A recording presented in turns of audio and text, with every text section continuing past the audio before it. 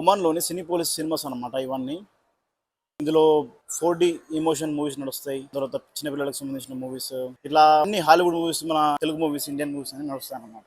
ఇక్కడ చూసుకోవచ్చు. ఇక్కడ కేవలం ఫుడ్డే తీసుకోవచ్చు మనం. సో ఇక్కడ మనం సెల్ఫ్‌గా టికెట్ బుక్ చేసుకోవాలి. ఫర్ ఎగ్జాంపుల్ మీకు చూపిస్తానండి. ఇప్పుడుంది చూసిర్రా ఇది. చూసుకోవచ్చు ఇక్కడ మన ఇండియన్ మూవీస్‌తో పాటు బాలీవుడ్ మూవీస్ కూడా ఉన్నాయి ఇక్కడ. అన్ని కలిసి ఉన్నాయి. చూసిర్రా? కాంతారా ఉంది. తర్వాత మాస్ జాతర ఉంది మన రవాణాది. బైసోన్ ఉంది. తర్వాత బాహుబలి 2 కూడా ఉంది ఇక్కడ. ఒకసారి క్లిక్ చేద్దాం సరేనా? రేపటి కోసం ఫర్ ఎగ్జాంపుల్.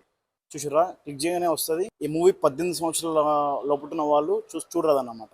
18 సంవత్సరాల లోపున్న వాళ్ళు చూడాలంటే వాళ్ళకు ఐడి కార్డు చూపించాల్సి ఉంటుంది. ఇక్కడ ఒమాన్ ఐడి కార్డు చూపిస్తే అప్పుడు వాళ్ళని ఈ మూవీ చూడడానికి అలౌడ్ చేస్తారన్నమాట. అర్థమవుతుందా? సో ఫర్ ఎగ్జాంపుల్ వచ్చింది అనుకో, ఓకే అని క్లిక్ చేయాలన్నమాట. కేవలం 1 షో ఉందన్నమాట. రేపటికి 9:25కి ఒక షో ఉందన్నమాట. ఓకేనా? టికెట్లోనే చీపెస్ట్ ప్రైస్ అంటే దీనిదే స్టాండర్డ్లో. ఓకేనా?